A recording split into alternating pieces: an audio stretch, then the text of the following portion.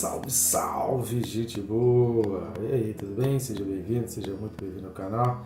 Nesse vídeo a gente vai falar sobre o seguinte: tudo que está escondido será revelado. Vem comigo até o final aí.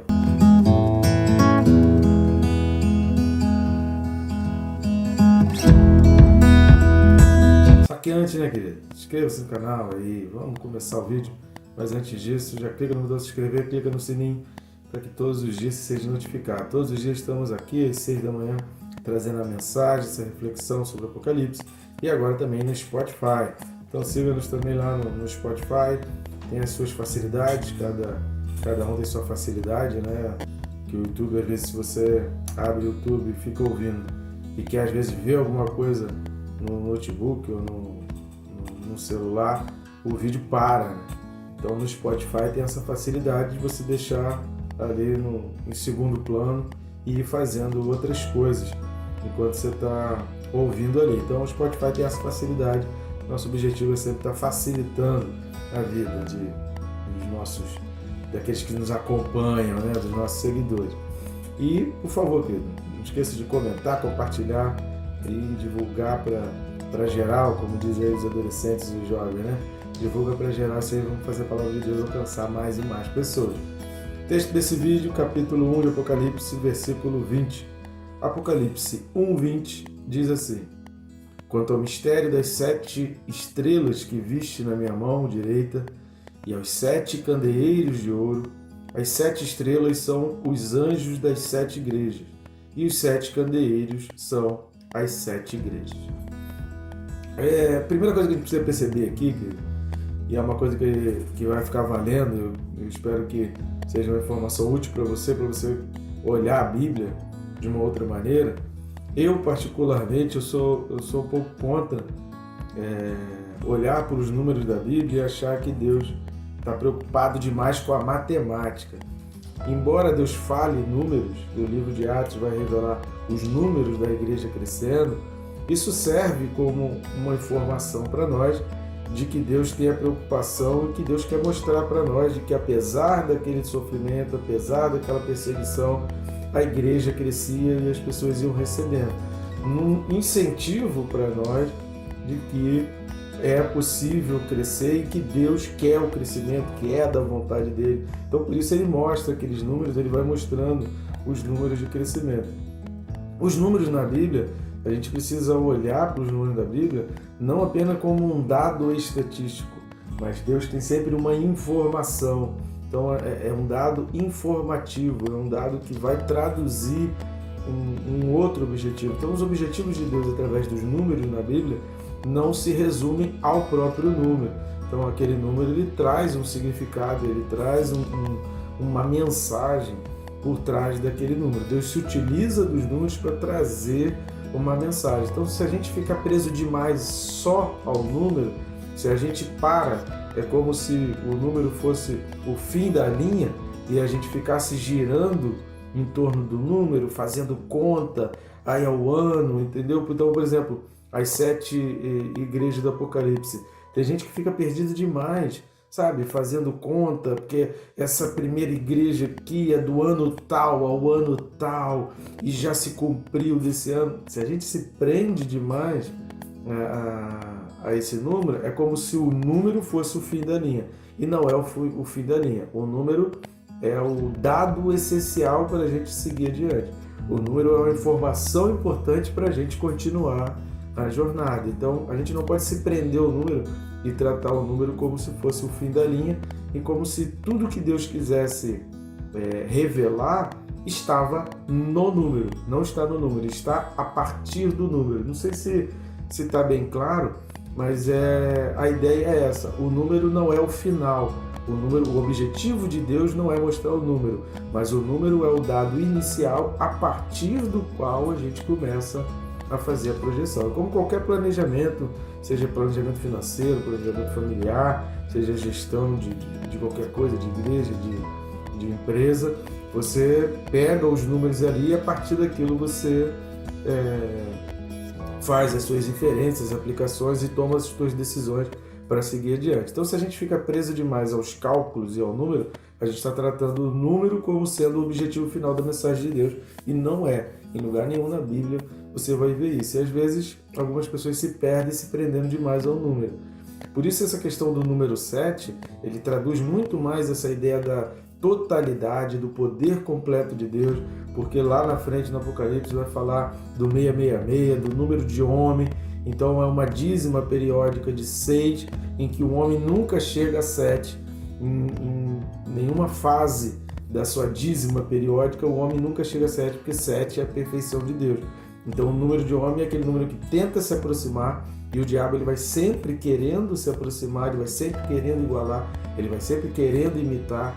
E o livro do Apocalipse mostra isso, que ele imita até na questão da trindade, ele faz questão de imitar Deus. Por isso que essas doutrinas, os teólogos, essas pessoas que são contra a trindade divina, é perigoso acreditar nisso. É muito perigoso quando você segue pessoas, você segue linhas em que as pessoas querem contradizer a trindade divina. Por quê? Porque se você não entende a trindade divina, você vai ser facilmente enganado pela trindade satânica, porque você não vai ter esse parâmetro exatamente na tua mente. Agora, se você crê na trindade divina, se você estuda, se você entende a trindade divina, se você respeita o Deus Pai, Deus Filho e Deus Espírito Santo como unidade, como poder, rapidamente você vai conseguir identificar o falso. Então, para você identificar que existe o falso, você tem que conhecer muito bem o verdadeiro. Quando Deus fala que Ele procura verdadeiros adoradores, é porque existe na humanidade, vai existir até hoje, vai continuar existindo, até Jesus Cristo voltar, até Ele reinar eternamente, os falsos adoradores. Tem falsos profetas. Então, a Bíblia é repleta de falsos cristãos, falsos mestres, falsos reis. Então a Bíblia é repleta dos falsos. Por quê? E como que a gente identifica o falso? Porque a gente tem um parâmetro do verdadeiro. Como que você sabe que uma nota de dinheiro é falsa? Porque você tem lá os parâmetros, e é preciso, para identificar que uma nota é falsa, você precisa saber, tem essa marca d'água, tem essa linha aqui, tem esse tipo, tem essa transparência. Então você precisa ter as características muito fixas na sua mente para você pegar aquela nota e botar na luz ali. Se você não sabe quais são os critérios para identificar que aquela nota é verdadeira, você vai botar na luz, vai botar no fogo, vai botar em um monte de lugar, e você não vai saber que aquela nota é falsa, você vai continuar achando que é verdadeira. Você só identifica que é verdadeira se você conhece os parâmetros, se você conhece as regras que identificam o que é verdadeiro. Então, os números na Bíblia, eles vão traduzir isso. Essa palavra aqui, mistério, no início do versículo 20, quanto ao mistério, essa palavra mistério, do grego mysterium, que a palavra grega é exatamente essa, significa coisas que nunca antes foram ditas.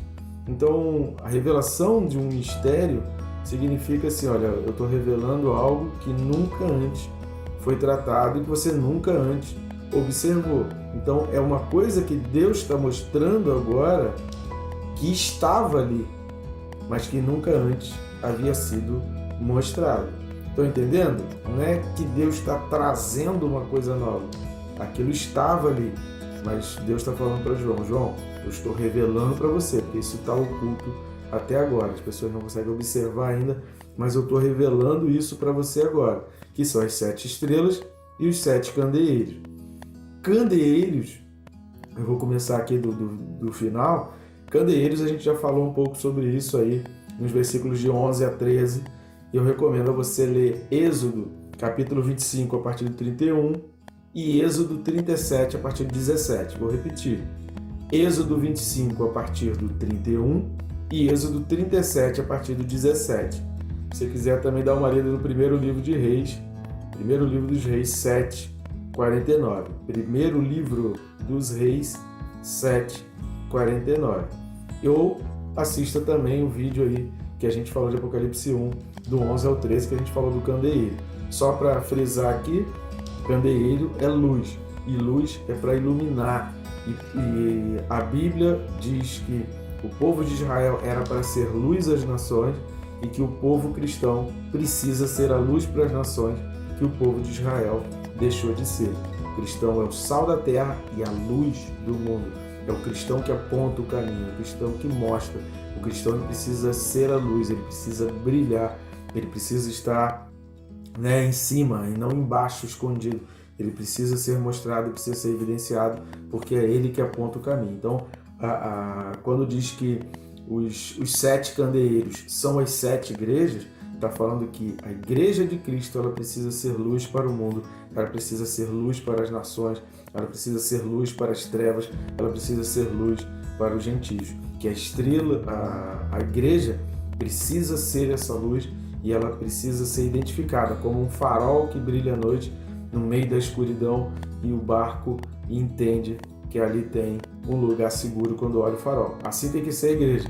As pessoas que estão perdidas, as pessoas que estão cegas, elas precisam olhar para a igreja precisa ter essas características como aquele porto seguro, aquele lugar para onde as pessoas apontam na hora da sua angústia, na hora da sua dor. Então, o candeeiro aponta nessa direção. Uma igreja que tem as características de ser a luz, de ser o farol, de ser o porto seguro, de ser o socorro daqueles que estão precisando. Agora, e quanto às 7 estrelas? São os anjos das 7 igrejas. E aqui há muitas controvérsias teológicas. Eu não vou entrar muito nos detalhes, até por falta de tempo, mas entender esses anjos das 7 igrejas simplesmente como pastores ou como pessoas é uma limitação muito pequena diante de tudo aquilo que o livro do Apocalipse vai falar. A própria palavra, né, angelos aqui no grego, né, angeloi do grego aqui, ela é usada mais em relação aos seres espirituais, né, os seres angelicais realmente criados por Deus. Então, não necessariamente é um ser humano, como um líder da igreja. Então, quando está falando o anjo da igreja,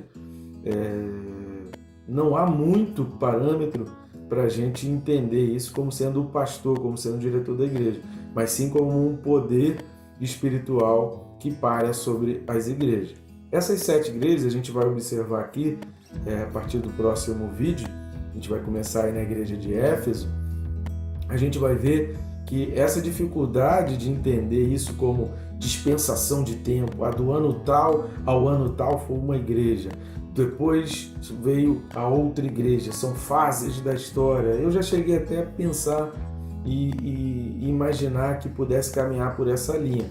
Só que hoje em dia, observando principalmente o contexto atual, os novos acontecimentos, a gente precisa estar sempre revendo as nossas próprias posições diante de novas evidências. Então, o trabalho científico ele requer isso, né? Novas evidências trazem uma nova linha de pensamento. Toda ciência precisa caminhar nessa direção. A gente nunca se fecha em um determinado número de evidências.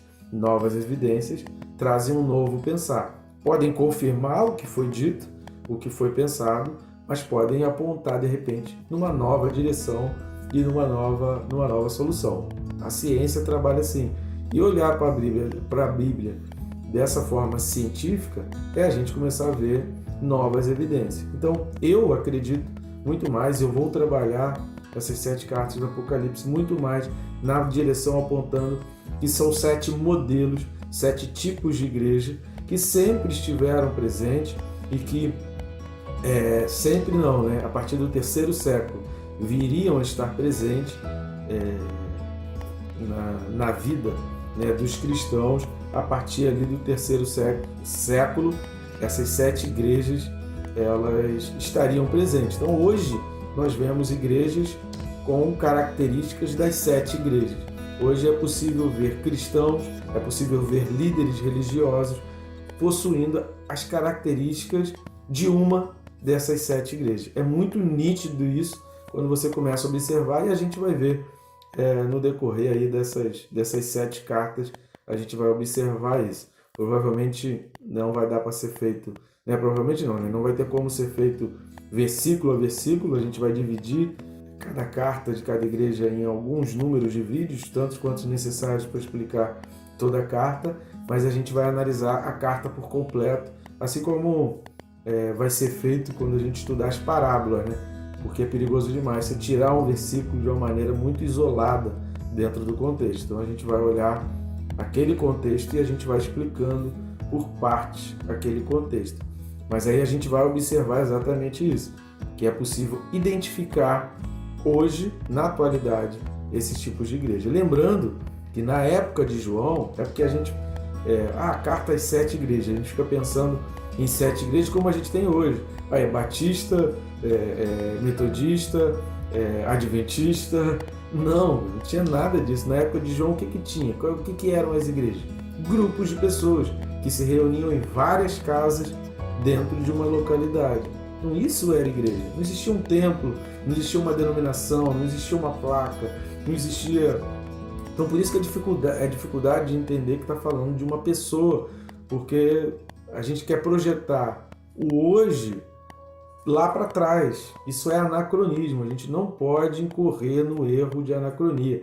Existe a história da humanidade, depois aqui de João até hoje, muita coisa aconteceu e a gente precisa ir retirando essas coisas que aconteceu na história para a gente entender aquilo que está sendo dito lá. Então, não tinha como João escrever para igrejas como se fossem denominações. É luterano, é ortodoxo. Não existia nada disso. Tudo que a gente conhece como igreja, em termos de organização, em termos de instituição, começou no 3º século, 200 anos depois de João. Então a gente precisa excluir essa ideia, a gente precisa retirar da nossa mente toda essa visão que a gente tem de igreja hoje, de organização, é católica, é romana, é metodista, é batista, é adventista. A gente precisa retirar isso da nossa mente para a gente entender essas 7 igrejas. São grupos de pessoas que viviam em várias casas, várias casas, que se reuniam às escondidas ali, que se reuniam muitas vezes diante de uma perseguição e que estavam numa localidade.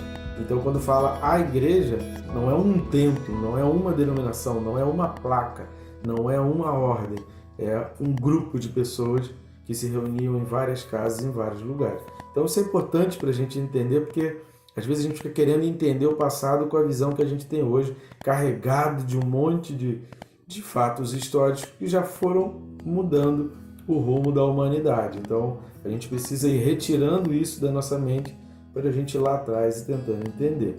Então, essas 7 estrelas são os anjos das 7 igrejas, que são os seres espirituais. Essas 7 igrejas não são 7 denominações, só resumindo aqui o vídeo, não são 7 placas, não são 7 instituições, não são 7 organizações, são 7 localidades, 7 modelos, 7 parâmetros, 7 advertências, 7 instruções que Deus está dando. E os 7 candeeiros das 7 igrejas significa que cada igreja dessa foi criada para iluminar, foi criada para brilhar, foi criada para ser a luz e está na mão de Deus. O pior que seja, tem uma igreja aqui que não tem elogio nenhum, não tem nada de bom, mas Deus está mostrando, está na minha mão.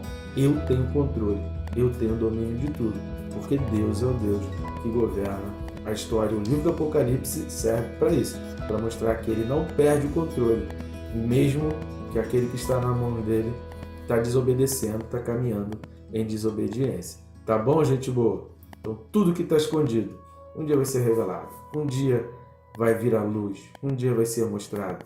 Nada que está oculto, querido, permanece oculto para sempre. Que Deus te abençoe, rica e abundantemente.